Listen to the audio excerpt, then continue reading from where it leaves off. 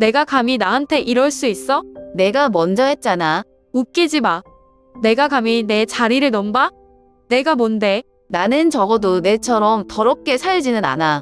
내가 이겼다고 생각해? 나를 이렇게 무너뜨려서 기분 좋아? 기분 좋아? 아니, 그저 정의가 바로 잡힌 것뿐이야. 나는 회의실 문 앞에서 한 번 깊게 숨을 들이마셨다. 손에 쥔 서류는 차가웠고 손끝이 미세하게 떨렸다. 하지만 멈출 수 없었다. 지금 이 순간을 위해 내가 얼마나 많은 밤을 고민하며 준비했는지, 몇 번이나 결정을 되새겼는지 알기에 한치의 망설임 없이 문을 밀어 열었다. 회의실은 이미 가득 차 있었다. 회사의 핵심 임원들, 아버지, 그리고 지혜. 그녀는 내 맞은편에 앉아 있었고 나를 본 순간 얼굴이 굳어졌다. 예상보다 빨리, 그리고 예상보다 확실하게 내가 움직였다는 사실을 깨달았겠지. 회의실 창밖, 강남의 거리는 여전히 바쁘게 돌아가고 있었다. 하지만 이 안에서는 시간이 멈춘 듯한 긴장감이 감돌았다. 문을 열고 들어온 나를 향한 시선들이 일제히 집중되었다. 드디어 오셨군요, 지한 씨. 누군가 가볍게 빈정대듯 말했다. 나는 신경 쓰지 않았다. 내 발걸음은 이미 정해져 있었다. 나는 회의실 중앙의 자리로 걸어가 천천히 앉았다. 그리고 마주 보이는 지혜를 똑바로 응시했다. 그녀의 표정은 아무렇지 않은 척했지만 손끝이 살짝 떨리고 있었다. 오늘 여기 계신 모든 분들이 진실을 알게 될 겁니다. 순간 회의실 안의 공기가 묘하게 변했다. 지혜는 웃었다. 하지만 그 웃음 속에는 여유가 없었다. 진실? 대체 무슨 진실을 말하는 거죠? 그녀는 일부러 여유로운 척하며 내 눈을 똑바로 쳐다봤다. 하지만 그 눈빛은 이미 흔들리고 있었다. 아버지는 두 팔을 꼬고 나를 바라봤다. 언제나 그렇듯 표정에 변화는 거의 없었다. 다만 그의 시선에는 나에 대한 실망인지 아니면 또 다른 감정인지 모를 묘한 빛이 스쳐 지나갔다. 너 지금 무슨 짓을 하는 거야, 지혜? 아버지의 목소리는 낮고 단단했다. 단순한 질책이 아니라 나의 의도를 시험하려는 듯한 말투였다. 나는 한순간도 망설이지 않고 답했다. 옳은 일을 하는 겁니다. 그리고 조용히 테이블 위에 서류를 올려놓았다. 회의실 안이 더더욱 정적에 휩싸였다. 나는 천천히 서류를 펼쳤다. 문서 한 장 한 장이 공개될 때마다 사람들의 표정이 바뀌기 시작했다. 지혜가 서그룹의 경쟁사와 비밀리에 거래했던 내역, 그녀가 나를 몰아내려 했던 증거들, 그리고 그녀의 가장 큰 비밀이 담긴 서류까지. 그 순간 지혜의 손이 크게 떨렸다. 이건 대체 뭐야? 회의실의 몇몇 팀원들이 놀란 표정으로 서류를 훑어보며 웅성거리기 시작했다. 믿을 수 없어. 누군가는 중얼거렸다. 그리고 지혜는 입술을 깨물며 내게 속삭이듯 물었다. 설마 내가 이걸 다 찾아낸 거야? 나는 짧게 답했다. 그래. 회의실 문 밖에는 수많은 기자들이 몰려 있었다. 서그룹에서 중대한 발표가 있을 거라는 소문이 퍼진 뒤 오늘의 회의가 단순한 내부 보고가 아닐 거라고 모두 예상했을 것이다. 하지만 기자들은 아직 이 회의실 안에서 무슨 일이 벌어지고 있는지 전혀 모르고 있었다. 그리고 이제 그들이 알게 될 순간이 왔다. 회의실 공기는 얼어붙은 듯했다. 누군가는 숨을 죽이고 있었고 누군가는 낮은 목소리로 웅성거렸다. 임원들 중 몇몇은 당혹감을 감추지 못한 채 서류를 다시 들여다봤고 일부 주주들은 자리에서 몸을 살짝 뒤로 빼며 서로 눈치를 보고 있었다. 그리고 그 모든 시선이 결국 한 곳을 향하고 있었다. 서지혜, 내 맞은편에 앉아있던 그녀는 표정 하나 바꾸지 않은 듯 보였지만 손끝이 떨리고 있었다. 그것만 봐도 그녀의 심정이 어땠는지 알 수 있었다. 나는 그녀가 이런 상황을 상상이나 해봤을까 싶었다. 항상 모든 걸 쥐고 흔들 수 있을 거라 믿던 그녀가 이제 모든 것을 빼앗길 순간을 맞이한 거다. 그리고 그녀는 그걸 받아들이지 못하고 있었다. 이게 뭐야? 지혜가 마침내 입을 열었다. 목소리는 차분했지만 그 안에는 억누를 수 없는 흔들림이 있었다. 설마 이걸로 날 무너뜨릴 생각이야? 나는 잠시 그녀를 바라보다가 천천히 대답했다. 아니, 난 그냥 진실을 말했을 뿐이야. 지혜는 빈 웃음을 지었다. 하지만 그 웃음은 더 이상 여유로움이나 자신감이 담긴 것이 아니었다. 내가 감히 나한테 이럴 자격이 있어? 너도 알잖아. 이건 자격의 문제가 아니야. 나는 더 이상 감정을 섞지 않고 담담하게 말했다. 하지만 그 말이 지혜를 더 자극한 것 같았다. 그녀의 손이 테이블을 꽉 쥐었다가 이내 놓아졌다. 회의실 한편에서는 여전히 작은 웅성거림이 이어지고 있었다. 서류를 살펴보던 임원들 중 몇몇은 고개를 저으며 실망스러운 표정을 감추지 않았다. 몇몇 주주들은 지혜를 바라보며 한숨을 내쉬었다. 그때 아버지가 입을 열었다. 이제 됐다. 그 한마디가 회의실을 완전히 침묵시켰다. 서 회장, 내 아버지, 늘 감정을 드러내지 않는 차가운 사람. 그가 천천히 시선을 지혜에게 돌렸다. 내가 무슨 일을 했는지는 이미 충분히 확인했다. 그 목소리는 흔들림 없이 낮고 단호했다. 서그룹에는 더 이상 내가 있을 자리가 없다. 회의실이 순간 조용해졌다. 누군가 숨을 들이마시는 소리가 들렸고 몇몇 팀원들은 믿기지 않는다는 듯 얼굴을 들었다. 그리고 지혜의 얼굴이 사색이 되었다. 그녀가 힘없이 중얼거렸다. 정말 저를 내치는 건가요? 이제부터 넌 서그룹과 아무 상관없는 사람이야. 아버지는 더 이상 그녀를 보지 않았다. 그저 냉정한 목소리로 선을 그을 뿐이었다. 지혜는 망연자실한 표정으로 멍하니 아버지를 바라봤다. 방금 전까지만 해도 내게 향하던 분노와 적개심은 사라지고 그 자리에 남은 것은 혼란과 충격뿐이었다. 그녀는 이제야 깨달은 것 같았다. 자신이 정말로 모든 것을 잃었다는 것을. 회의실 문 밖 기자들이 몰려있는 모습이 유리창을 통해 보였다. 지혜는 천천히 자리에서 일어났다. 난 인정 못해. 그녀는 나를 노려보았다. 하지만 이전처럼 여유로운 눈빛이 아니었다. 오히려 두려움이 섞인 흔들리는 눈이었다. 나는 말없이 그녀를 바라봤다. 이대로 끝낼 거라고 생각하지 마. 지혜는 마지막으로 그렇게 말하고 회의실 문을 박차고 나갔다. 그 순간 수많은 카메라 플래시가 터졌다. 그리고 서지혜라는 이름이 서그룹에서 사라지는 순간이었다. 비가 내리고 있었다. 창밖을 바라보니 가로등 불빛이 젖은 도로 위에서 희미하게 반짝이고 있었다. 이상하게도 나는 그 불빛을 한참 동안 바라보고 있었다. 며칠 전까지만 해도 정신없이 바빴다. 서그룹의 긴급 기자회견, 지혜의 퇴출, 그리고 그 이후로 몰아닥친 여론의 파장까지 온갖 뉴스에서 그녀의 이름이 오르내렸다. 서지혜, 서그룹에서 전격 해임, 재벌가의 몰락.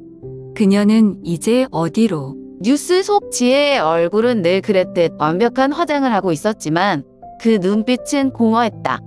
그리고 오늘 지혜가 한국을 떠났대. 이 말을 처음 들었을 때 나는 고개를 끄덕였다.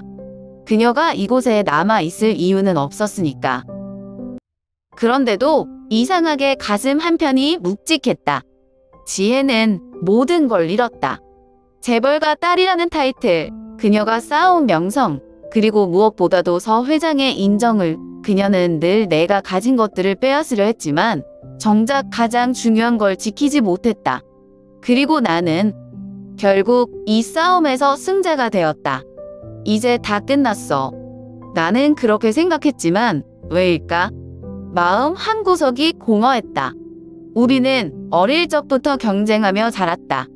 서그룹의 후계자로 인정받기 위해, 서로를 끌어내리기 위해 치열하게 싸웠다. 하지만 지혜가 없는 지금, 이 싸움의 의미는 무엇이었을까? 나는 창밖을 바라보며 조용히 중얼거렸다. 내가 진짜 원한 게 이것이었나? 바닥에 고인 빗물이 희미한 달빛을 받아 반짝였다. 한남동 서 회장 저택 앞에 서 있는 건 오랜만이었다. 이곳은 내게 익숙하면서도 낯선 공간이었다. 태어났을 때부터 살아온 집이지만 마음 편히 머문 적은 단 한 번도 없었다.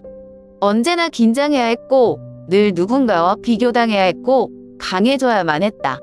그런데도 마지막으로 여기에 들러야겠다고 생각한 건 아직 미련이 남아서였을까? 나는 가볍게 숨을 들이쉬고 문을 밀어 열었다. 거실을 지나 곧장 아버지의 서재로 향했다. 문을 열었을 때 그는 창가에 서 있었다. 넓은 창밖, 서울 야경을 내려다보며 조용히 서 있는 뒷모습, 여전히 꼿꼿한 자세, 여전히 흐트러짐 없는 기품, 이제야 왔군. 내가 들어왔음에도 그는 고개를 돌리지 않았다. 마치 내가 올 걸 알고 있었다는 듯한 말투였다. 나는 그의 등 뒤에 서서 담담하게 말했다. 이제 다 끝났어요. 아버지는 아무 말 없이 야경을 바라봤다. 그리고 한참 후에야 낮고 차분한 목소리로 입을 열었다. 끝났다고 생각하나? 나는 그 말의 의미를 곱씹었다. 지혜는 떠났고 서그룹도 이제 안정됐어요. 더 이상 싸울 이유는 없잖아요. 그제야 아버지가 천천히 몸을 돌려 나를 바라봤다. 그의 눈빛은 여전히 날카롭고 흔들림이 없었다. 내가 이겼다고 생각하나? 나는 피식 웃었다. 아버지도 그렇게 생각하잖아요. 그러니까 날 부른 거겠죠. 그는 잠시 나를 응시하더니 의자에 천천히 앉으며 책상 위에 서류를 정리했다. 내가 원하는 대로 됐을 뿐이다. 나는 그 말을 듣고 한동안 아무 말도 하지 않았다. 어릴 적부터 우리는 이런 식이었다. 아버지는 감정을 쉽게 드러내지 않는 사람이었고 나는 그를 이해하려 애쓰지 않았다. 내가 기대하는 대답이 나오지 않으리라는 걸 알면서도 그래도 마지막으로 물어보고 싶었다. 아버지는 정말 아무렇지도 않아요? 그가 다시 고개를 들었다. 무엇이? 지혜가 떠난 것 그리고 내가 떠나는 것. 아버지는 눈을 가늘게 떴다. 이 집안은 감정으로 움직이는 것이 아니다. 오직 결과만 중요하다. 결국 또 같은 대답이었다. 나는 가볍게 숨을 내쉬고 고개를 끄덕였다. 알겠어요. 그리고 조용히 말했다. 나도 떠날게요. 그 순간 아버지의 눈빛이 아주 미세하게 흔들렸다.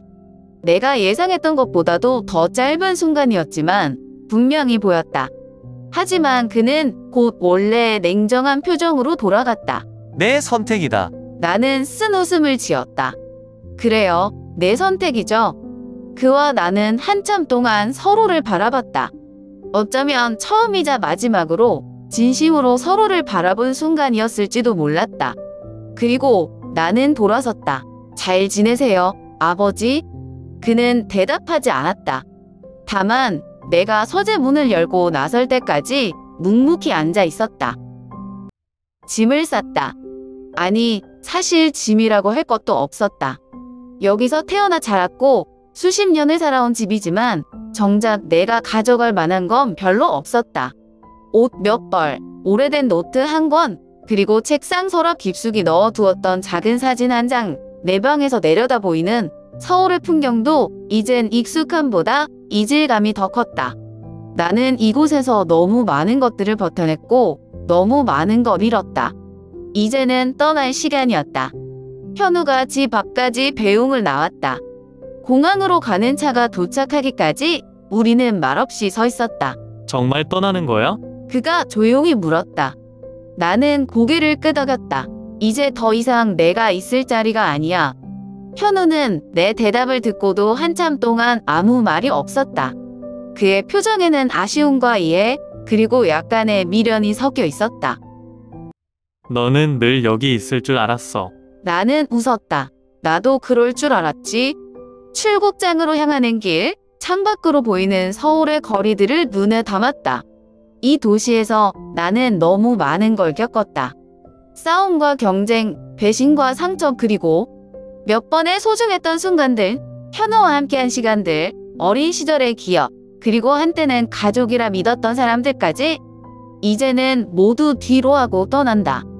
공항에 도착하자 현우가 마지막으로 나를 바라봤다. 잘 살아. 나는 깊이 숨을 들이마시고 가볍게 웃으며 말했다. 너도. 그리고 나는 뒤돌아보지 않고 걸어갔다.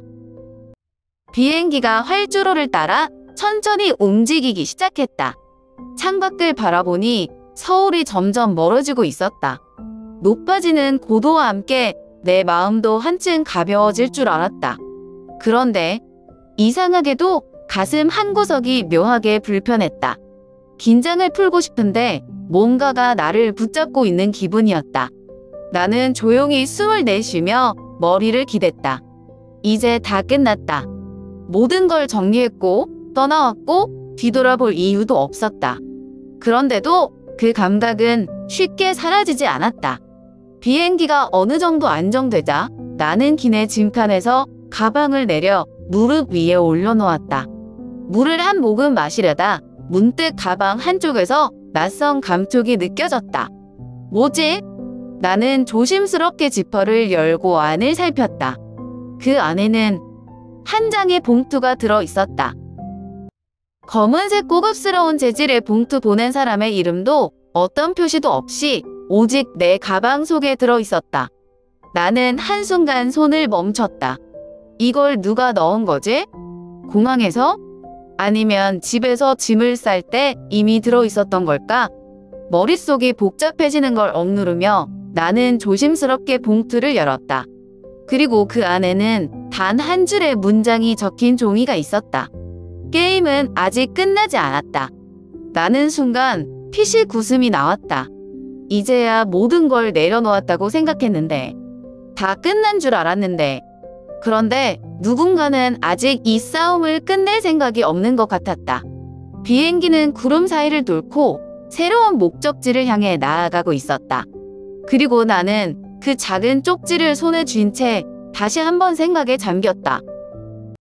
차가운 바닷바람이 얼굴을 스쳐 지나가며 머리카락을 가볍게 흩뜨렸다. 나는 조용히 파도를 바라봤다. 끝없이 밀려왔다가 사라지는 파도. 어떤 건 거칠고 어떤 건 부드러웠다. 서울을 떠난 지 한 달 그곳에서의 일들은 마치 오래된 꿈처럼 느껴졌다. 서그룹, 아버지, 지혜, 그리고 그 끝없는 싸움들, 그 모든 것들이 지금의 나와는 아무 상관없는 이야기처럼 멀게만 느껴졌다. 나는 드디어 자유로워진 걸까? 처음 제주도로 왔을 때 나는 모든 것이 낯설었다. 서울에서 숨 쉬던 공기와도 달랐고 거리에서 들려오는 말투도 어딘가 부드러웠다. 사람들은 나를 모른다. 누구도 내 과거에 대해 묻지 않는다. 처음으로 나는 서지안이 아니라 그냥 지안으로 살아갈 수 있었다. 아침이면 근처 카페에서 커피를 사 들고 해변을 걸었고, 저녁이면 이름 모를 횟집에서 낯선 이들과 술잔을 기울이며 이런저런 대화를 나눴다. 그저 평범한 일상, 아무도 감시하지 않고 아무도 의심하지 않는 삶. 나는 이곳에서 처음으로 숨을 쉬는 것 같았다. 그런데도 가끔씩 나는 생각이 났다. 지혜 그녀는 어디서 어떻게 지내고 있을까? 그날 이후 그녀에 대한 소식은 들려오지 않았다. 뉴스에서도 인터넷에서도 완전히 자취를 감춘 듯했다. 어쩌면 나와 같은 선택을 했을지도 모른다. 과거를 버리고 완전히 다른 삶을 살기로. 그렇다면 우리 둘 다 이 싸움에서 벗어난 걸까? 나는 알 수 없었다. 주머니 속에서 진동이 울렸다. 전화가 아니라 문자였다. 보낸 사람은 낯선 번호. 나는 무심코 화면을 열었다. 또 보자. 지안 딱 그 한 줄. 나는 휴대폰을 손에 쥔 채 한동안 가만히 있었다. 그리고 문득 피식 웃음이 나왔다.